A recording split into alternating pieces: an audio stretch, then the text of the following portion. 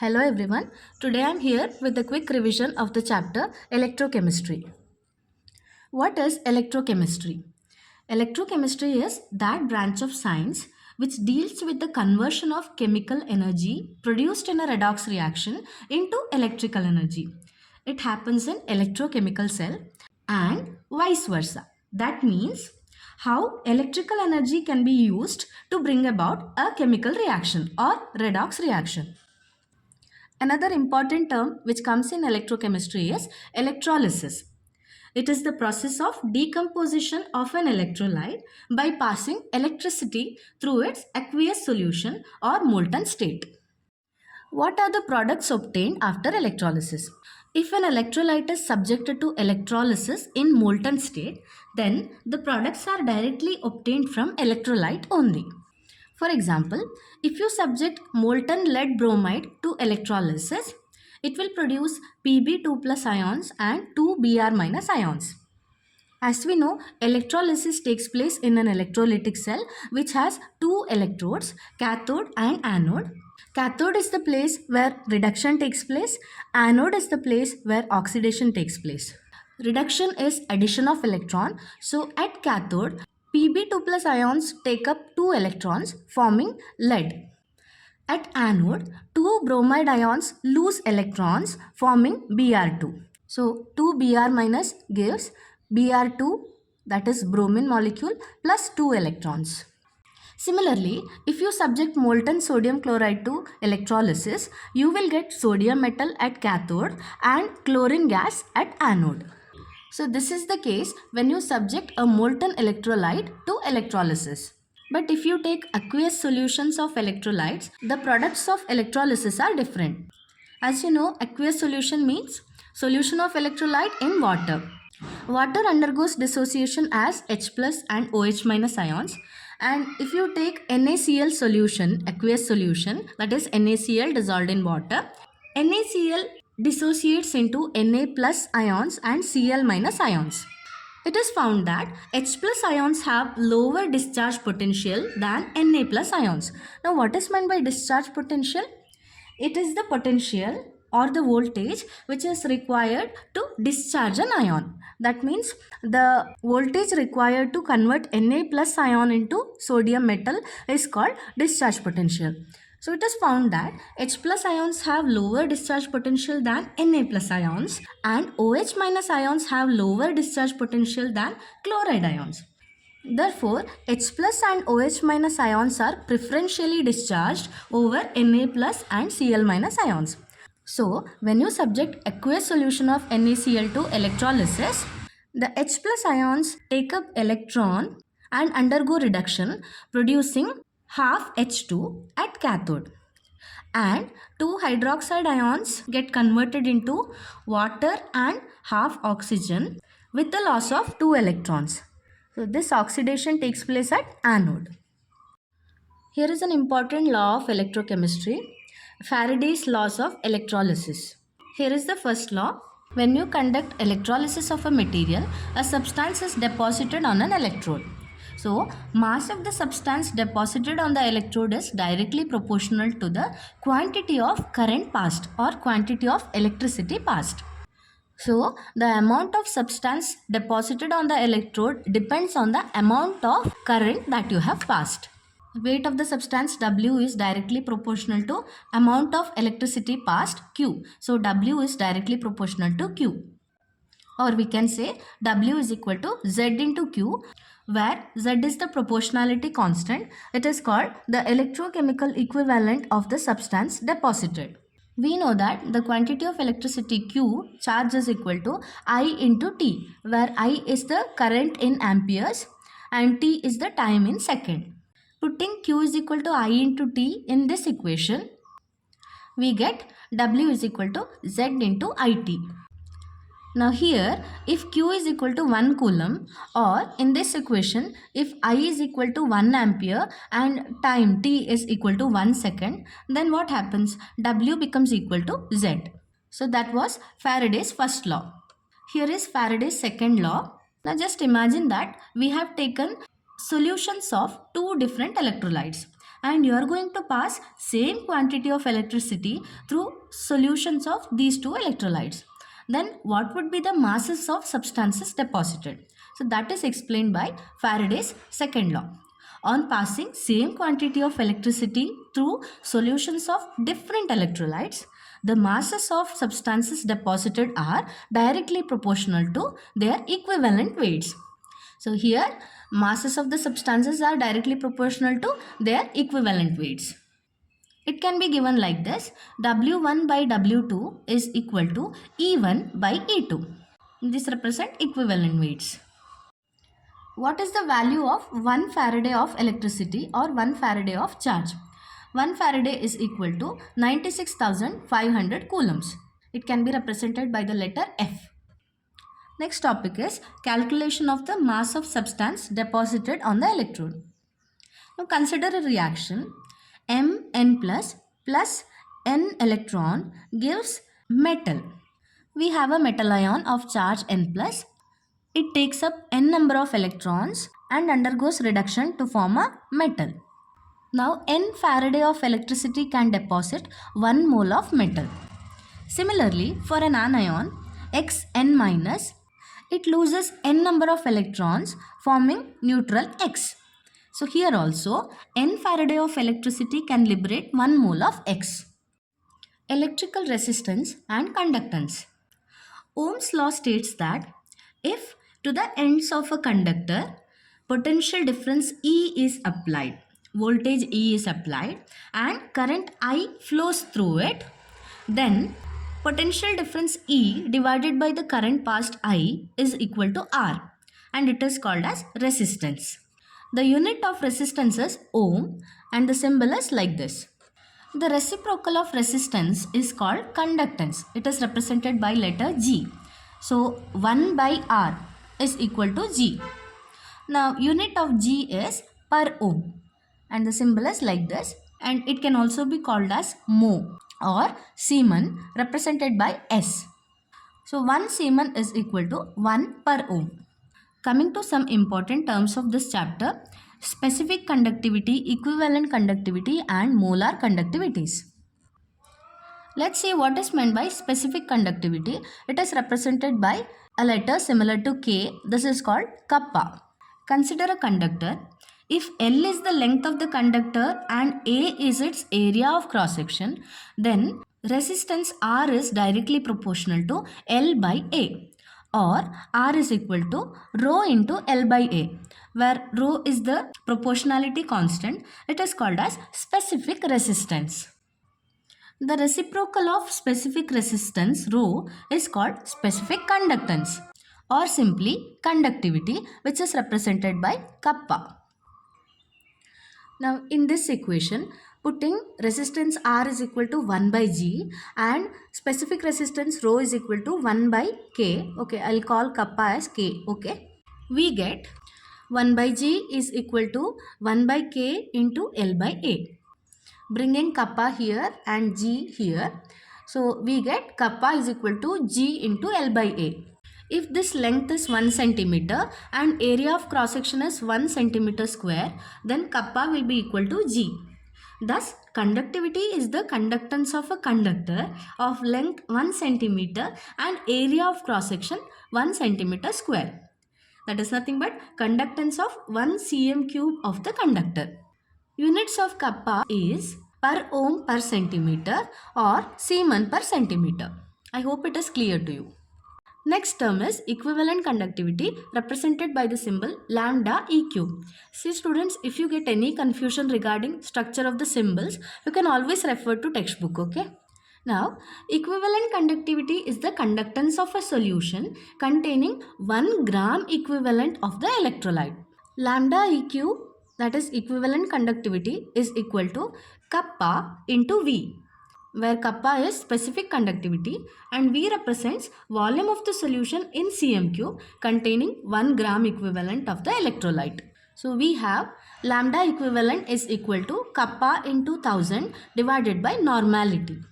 If kappa is in Siemens per centimeter and volume in cm cube and normality in gram equivalent per liter, then units of equivalent conductivity lambda eq will be equal to Siemens centimeter square per equivalent. In SI units, if kappa is in Siemens per meter, not centimeter, meter, and volume in meter cube, or normality is in gram equivalent per meter cube, then equivalent conductivity will be equal to K divided by normality, and the units of equivalent conductivity will be Siemens meter square per equivalent. The next important term is molar conductivity, represented by lambda m. It is the conductance of a solution containing 1 mole of the electrolyte. So molar conductivity lambda m is equal to kappa into V, where V is the volume of the solution in cm cube containing 1 mole of the electrolyte.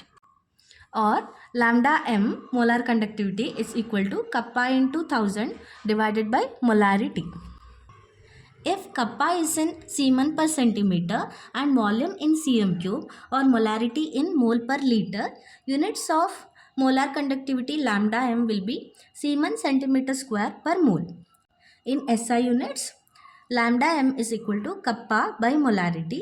So the units would be Siemens per meter divided by mole per meter cube, and that means the unit of molar conductivity lambda m is Siemens meter square per mole in SI units. Now we will see how to measure kappa, lambda equivalent and lambda m. In the symbols, these two tails are not there, okay? Please correct it. I mean the yellow colored extensions, they are not there. By Wheatstone bridge principle, taking solution in a conductivity cell fitted with 2 platinum electrodes and using alternating current and earphone to detect the null point, we determine resistance R of the solution. We have conductance G is equal to 1 by R. As equivalent conductivity is equal to G into L by A, and for a particular conductivity cell, this value L by A is found to be constant and it is called as cell constant, represented by G star. It has units per centimeter or per meter. So we first find cell constant G star. Knowing G of the solution, that is conductance of the solution, we calculate equivalent conductivity lambda EQ. Similarly, we find molar conductivity lambda M. So you calculate all these values for a particular solution.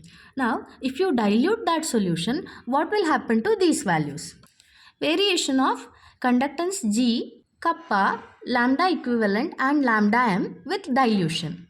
So conductance G increases with dilution because as we dilute a solution, number of ions increases.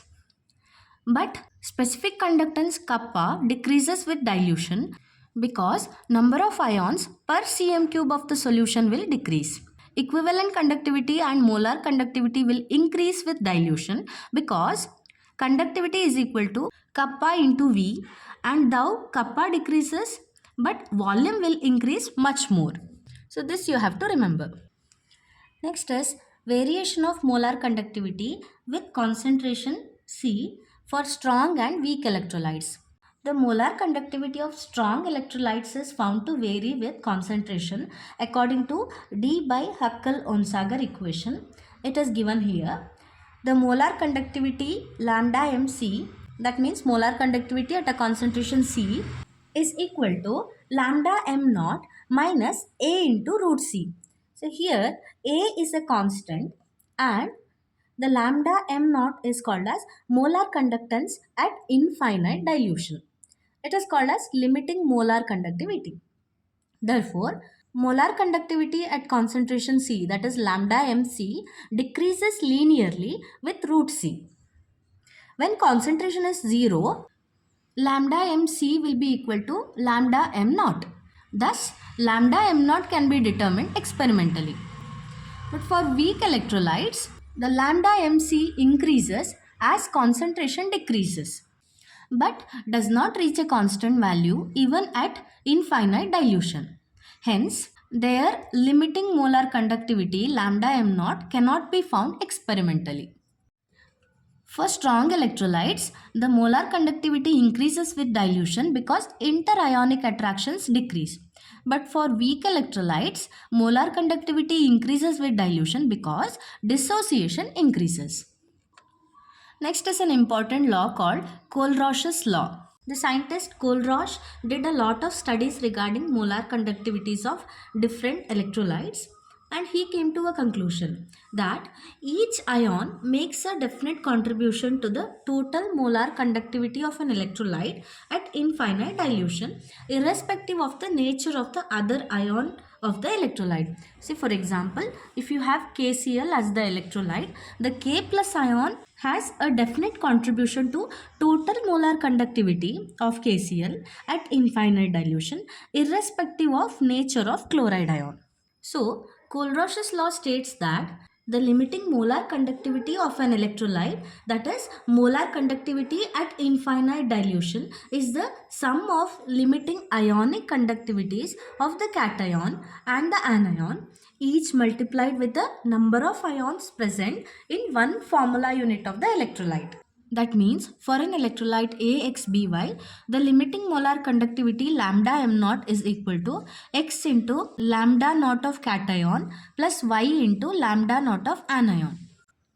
Or equivalent conductivity at infinite dilution lambda EQ naught is equal to lambda naught of cation plus lambda naught of anion. Here lambda naught plus and lambda naught minus are limiting ionic conductivities of cations and anion respectively. Now, the relation between equivalent conductivity at infinite dilution of an electrolyte and molar conductivity at infinite dilution of its ions is lambda EQ naught is equal to 1 by n plus lambda m naught of cation plus 1 by n minus lambda m naught of anion. Here n plus is the charge on the cation, n minus is the charge on the anion. Similarly, we have lambda EQ naught, that is equivalent conductivity at infinite dilution, is equal to lambda m naught, that is molar conductivity at infinite dilution, divided by total charge on cations or anions. It is the n factor, this one. I hope it is clear to you. Let's see the applications of Kohlrausch law. It is used in the calculation of molar conductivity at infinite dilution or equivalent conductivity at infinite dilution for weak electrolytes. For example, the conductivity of acetic acid is equal to ionic conductivity due to acetate ion plus ionic conductivity due to H plus ion, that is equal to lambda naught sodium acetate plus lambda naught HCl minus lambda naught NaCl. It is used in the calculation of degree of dissociation alpha. So we have the formula alpha is equal to molar conductivity at concentration C divided by molar conductivity at infinite dilution. So this gives you the value of degree of dissociation alpha. Third one is in calculation of dissociation constant by using the value of alpha calculated above. Then fourth application is in calculation of solubility of sparingly soluble salts using the relation solubility is equal to kappa into 1000 divided by lambda m naught. Next topic is absolute ionic mobility. It is the speed of the ion in centimeter per second at infinite dilution under a potential difference of 1 volt per centimeter. It is related to ionic conductance as ionic mobility is equal to ionic conductance divided by 96,500. Now let's study a little about galvanic cell. It is a device used to convert chemical energy produced in a redox reaction into electrical energy. It involves two half cell reactions. Example, for zinc plus copper ion Cu2 plus giving Zn2 plus Cu, we have one half reaction like this. Zinc gives Zn2 plus 2 electron, that is loss of electron from zinc forming zinc ion. It is oxidation half reaction, and we have Cu2 plus 2 electron. So Cu2 plus undergoes reduction forming metallic copper. This is reduction half reaction. The electrode on which oxidation half reaction occurs is called anode, and the other on which reduction half reaction occurs is called cathode. The two half cells are connected by a salt bridge. Now electrons flow in the outer circuit whereas ions flow through the salt bridge. The galvanic cell based on this redox reaction is called Daniell cell. Such a cell is represented as zinc Zn2 plus its concentration, then Cu2 plus its concentration bar Cu. And any redox reaction can be used to make a cell. Next very important topic of electrochemistry, that is electrode potential. It is the potential difference or voltage set up between metal and its ions in the solution. Consider a situation wherein you have a beaker filled with a solution of a metal salt and you have dipped the same metal rod in it. So the potential difference set up between that metal rod and its ions in the solution is called as electrode potential. Or electrode potential is the tendency of an electrode to lose or gain electrons. The tendency to lose electrons is called oxidation potential, and the tendency of an electrode to gain electrons is called reduction potential. If conditions are 1 molar concentration, 1 atmospheric pressure and 25 degrees Celsius, that is 298 Kelvin, then the electrode potential is called as standard electrode potential, represented by the symbol E0. Now we will see how to measure electrode potential. Electrode potentials are measured with respect to a standard or normal hydrogen electrode, SHE or NHE. The standard hydrogen electrode is an electrode of platinum foil dipped in 1 molar H plus at 298 Kelvin, in which hydrogen gas at 1 atmospheric pressure is passed. Its standard electrode potential is taken as 0. We will see what is meant by EMF of a cell.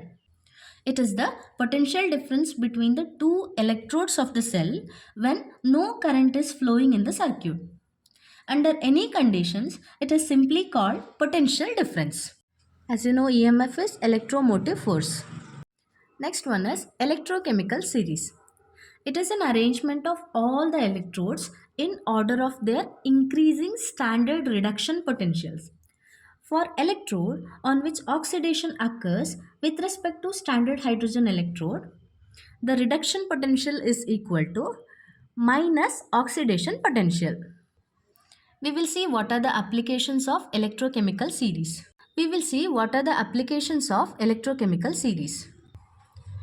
The first application is to compare relative oxidizing or reducing powers.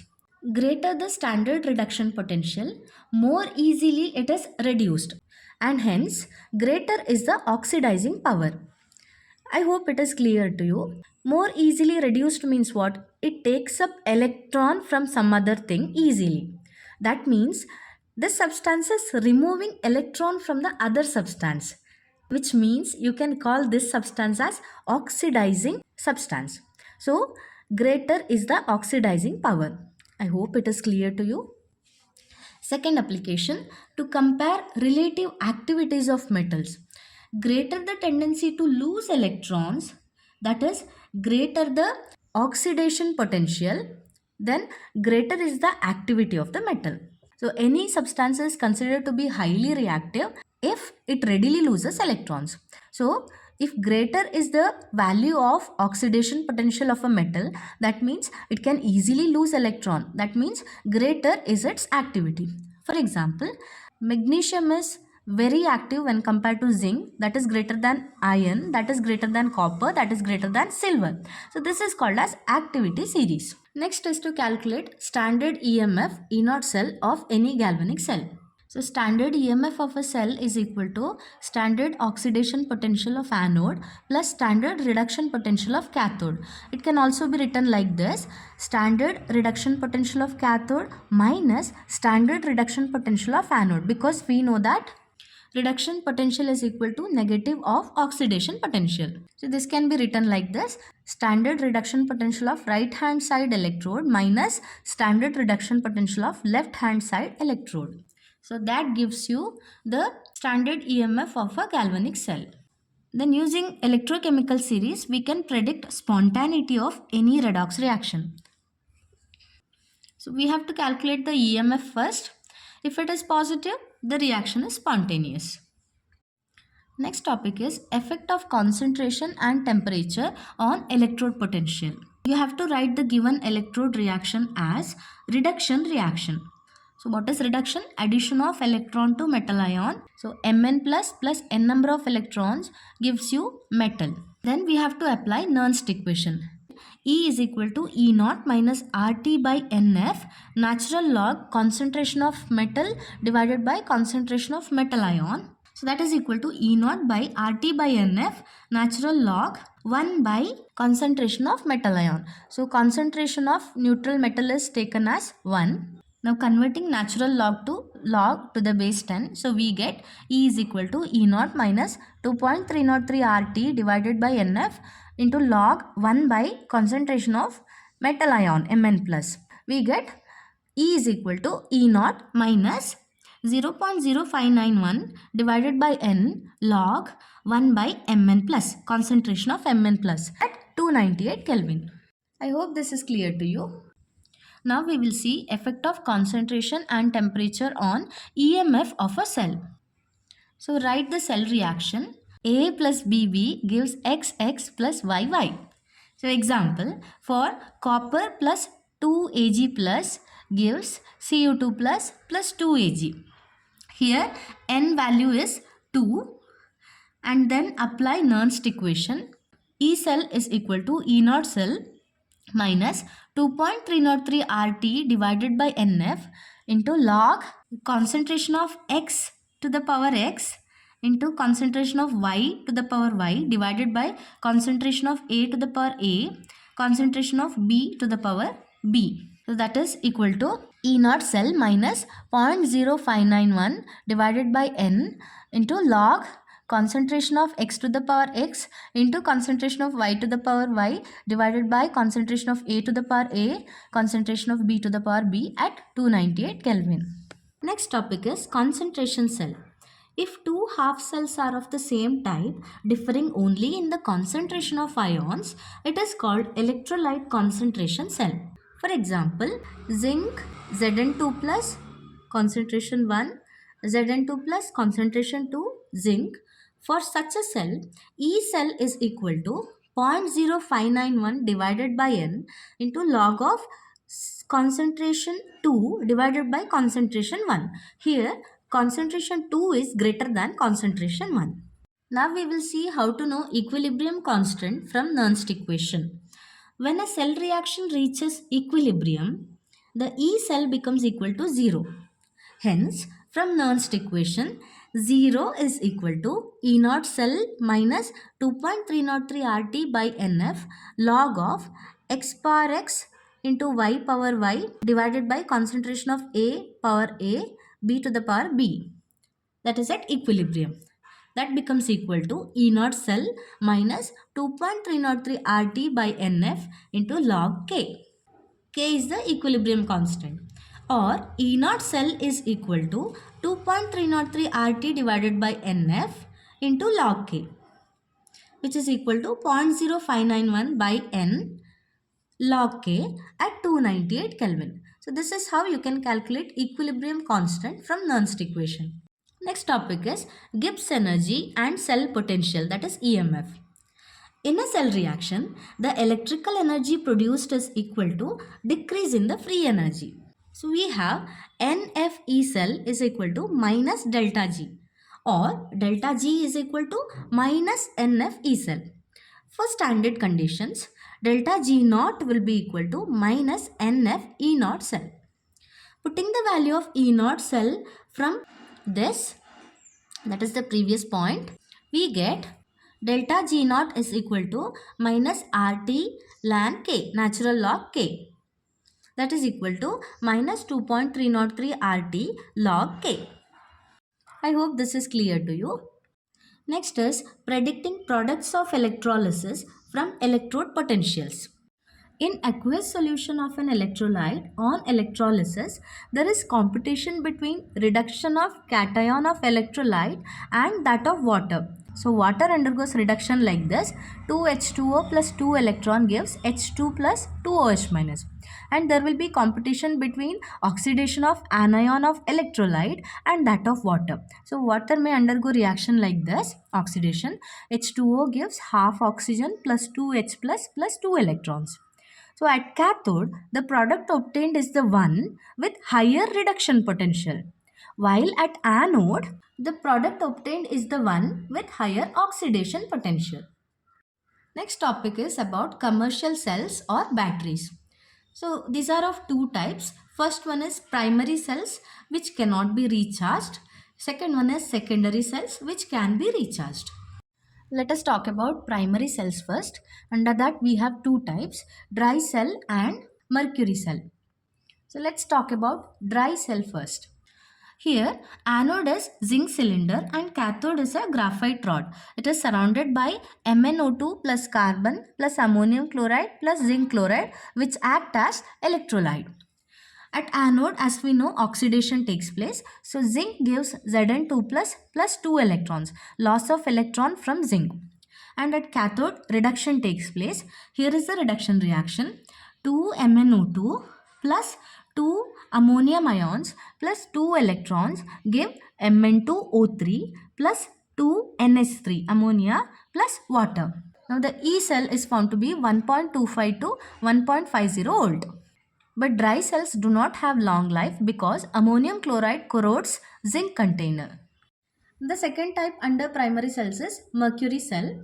Here anode is zinc container and cathode is carbon rod. Electrolyte is a paste of HgO, that is mercury oxide, and potassium hydroxide. The cell reaction is Zn plus HgO gives ZnO plus Hg. The cell potential is 1.35 volt. It is a constant. And this type of battery, mercury cell, is used in hearing aids and watches. Second type is secondary cells. Under that we have lead storage battery and nickel cadmium storage cell. Let's study about lead storage battery first. Here anode is lead, cathode is grit of lead packed with PbO2, that is lead oxide. Here electrolyte is 38% sulfuric acid and cell potential is 2 volt. During discharge, the anode reaction is like this. Pb plus sulfate SO4 2 minus gives lead sulfate PbSO4 plus 2 electrons. So this is oxidation reaction. Oxidation of lead takes place. And what is cathodic reaction? PbO2 plus SO4 2 minus plus 4H plus 2 electrons gives lead sulfate plus 2 water. So this is reduction reaction. Addition of electron is happening. During recharging, the cathodic reaction is like this. Lead sulfate plus 2 electrons gives lead plus sulfate ion. This is reduction. And anodic reaction is like this. Lead sulfate plus 2H2O gives PbO2 plus SO4 2 minus plus 4H plus 2 electrons. This is oxidation. So these are the set of reactions during discharge and recharging. The second type under secondary cells is nickel cadmium storage cell. Here anode is cadmium, cathode is nickel oxide NiO2, electrolyte is KOH solution. E cell is 1.4 volt. The anodic reaction is given here. Cadmium plus 2OH minus gives cadmium hydroxide plus 2 electrons. And the cathodic reaction is like this. NiO2 nickel oxide plus 2H2O plus 2 electrons gives nickel hydroxide NiOH twice plus 2OH minus. Let's talk about fuel cells. In fuel cells, the energy produced from combustion of a fuel like hydrogen, methane, etc. is directly converted into electrical energy. For example, hydrogen oxygen fuel cell. Here electrolyte is concentrated KOH solution and the cell potential is 1.23 volt. The anodic reaction is given here. 2H2 plus 4OH minus gives 4H2O plus 4 electron. Cathodic reaction is given here.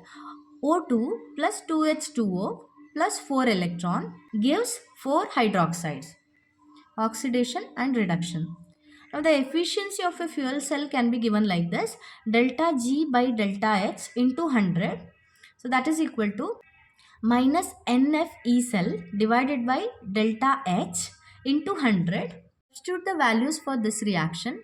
We get efficiency of fuel cell is equal to minus 2 into 96,500 into 1.23 joules divided by minus 2,85,800 joules, that is the enthalpy change, into 100, that is equal to 83%. So 83% is the efficiency of this fuel cell. Finally, we have corrosion. It is slow eating up of metal surface due to attack of atmospheric gases on it. Mechanism of corrosion, which is also called rusting, is based on the formation of a miniature electrochemical cell on the surface of the metal. Here are the steps of corrosion. In the first step, water and carbon dioxide react together producing carbonic acid. It undergoes dissociation as 2H plus ions and carbonate ions. In the second step, iron undergoes oxidation, losing electrons, producing Fe2 plus and 2 electrons. It can be called as anodic site. In the third step, oxygen combines with 4H plus ions and 4 electrons, undergoing reduction, producing 2 molecules of water. This can be considered as the cathodic site. And in the fourth step, the 4 ferrous ions react with oxygen and 4 water molecules, producing 2 molecules of Fe2O3, ferric oxide, with the liberation of 8H plus ions. And in the final step, this ferric oxide reacts with X number of water molecules, producing Fe2O3 XH2O. This is nothing but hydrated ferric oxide or rust. So this is how the metal iron undergoes corrosion in the nature. Now we will study some techniques to prevent corrosion. First one is by barrier protection. So this is by applying paint, oil, grease, etc. on the metal, or by electroplating with nickel, chromium, etc. Second one is called sacrificial protection. This is by coating the metal with more active metals like zinc, and that process is called as galvanization. Then we have a process called cathodic protection or electrical protection. This is by connecting the underground iron pipes with a more active metal like magnesium with an electrical wire. Then we can use anti-rust solutions like alkaline phosphates or chromates, which can prevent corrosion. I hope this is clear to you. So students, that was about a quick revision of chapter electrochemistry. For detailed explanations and detailed derivations, you can go through textbook, and thank you so much for watching.